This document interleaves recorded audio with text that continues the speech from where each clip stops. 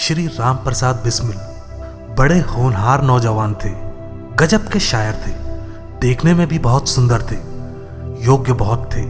जानने वाले कहते हैं कि अगर किसी और जगह या किसी और देश या किसी और समय पैदा हुए होते तो सेना अध्यक्ष बनते। राम प्रसाद बिस्मिल को पूरे षड्यंत्र का नेता माना गया था। चाहे बहुत ज्यादा पढ़े हुए नहीं थे, लेकिन फिर भी पंडित जगत नारायण जैसे सरकारी वकील की सुध-बुध भुला देते थे। चीफ कोर्ट में अपनी अपील खुद लिखी थी, जिससे कि जजों को कहना पड़ा कि इसे लिखने में जरूर ही किसी बुद्धिमान और योग्य आदमी का हाथ है। 19 तारीख की शाम को इन्हें फांसी दी गई। 12 की शाम को जब इन्हें दूध दिया गया तो इन्होंने यह कहकर इनकार कर दिया, अब मैं माँ का दूध ही पीऊंगा। 18 को माँ से मुलाकात हुई। माँ को मिलते समय आंखों में आंसू बह चले। माँ बहुत हिम्मत वाली देवी थी। कहने लगी, हरिश्चंद्र, दधीची आदि अनेक लोगों की तरह वीरता, धर्म और देश के लिए जान दे। चिंता करने और पछताने की जरूरत नहीं। बिस्मिल हंस पड़े। कहा, माँ, मुझे क्या चिंता और क्या पछतावा। मैंने कोई पाप नहीं किया। मैं मौत से नहीं डरता। लेकिन माँ, आग के पास रखा घी पिघल ही जाता है। तेरा मेरा संबंध ही कुछ ऐसा है कि पास होते ही आंखों से आंसू उमड़ पड़े। नहीं तो मैं बहुत खुश हूं।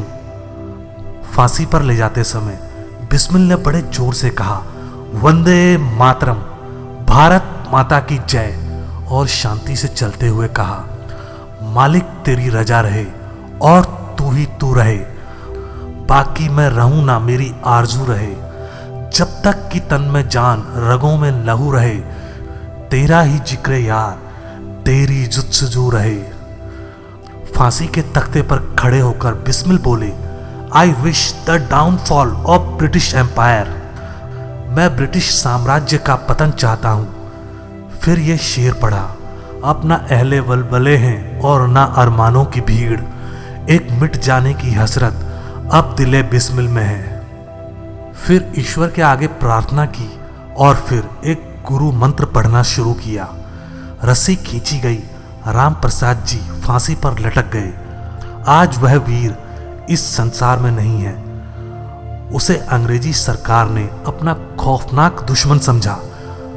आम ख्याल यह है कि उनका कसूर यही था कि वो इस गुलाम देश में जन्म लेकर भी एक बड़ा भारी बोझ बन गया था और लड़ाई की विद्या से खूब परिचित था। 7 बजे उनकी लाश मिली और बड़ा भारी जुलूस निकला। स्वदेश प्रेम में उनकी माता ने कहा, मैं अपने पुत्र की इस मृत्यु पर प्रसन्न हूं, दुखी नहीं। मैं श्री रामचंद्र जैसा ही पुत्र चाहती थी। बोलो श्री रामचंद्र की जय। इत्र फुलेल और फूलों की वर्षा के बीच उनकी लाश का जुलूस जा रहा था। दुकानदारों ने उनके ऊपर से पैसे फेंके। 11 बजे बिस्मिल की लाश शमशान भूमि में पहुंची और अंतिम क्रिया समाप्त हुई। बिस्मिल के पत्र का आखिरी हिस्सा कुछ इस तरह से है, मैं खूब सुखी हूं। 19 तारीख को सुबह जो होना है उसके लिए तैयार हूं। परमात्मा काफी शक्ति देंगे। मेरा विश्वास है कि मैं लोगों की सेवा के लिए फिर जल्द ही जन्म लूंगा।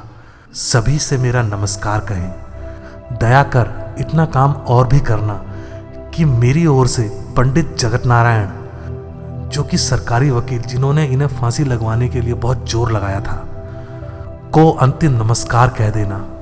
उन्हें हमारे खून से लथपथ रुपयों से चैन की नींद आए। बुढ़ापे में ईश्वर उन्हें सद्बुद्धि दे।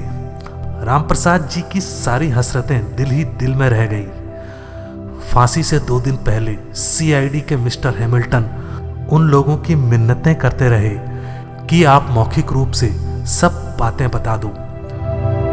आपको 5000 रुपये नकद दे दिया जाएगा और सरकारी खर्च पर विलायत भेजकर बैरिस्टर की पढ़ाई करवाई जाएगी। लेकिन वो कब इन बातों की परवाह करते थे। बिस्मिल हुकूमतों को ठुकराने वाले और कभी कभार जन्म लेने वाले वीरों में से थे। मुकदमे के दिनों बिस्मिल से जज ने पूछा था, आपके पास क्या डिग्री है? तो उन्होंने हंसकर जवाब दिया था, सम्राट बनने वालों को डिग्री की कोई जरूरत नहीं होती। क्लाइव के पास भी कोई डिग्री नहीं थी। आज राम प्रसाद बिस्मिल जैसा वीर हमारे बीच नहीं है।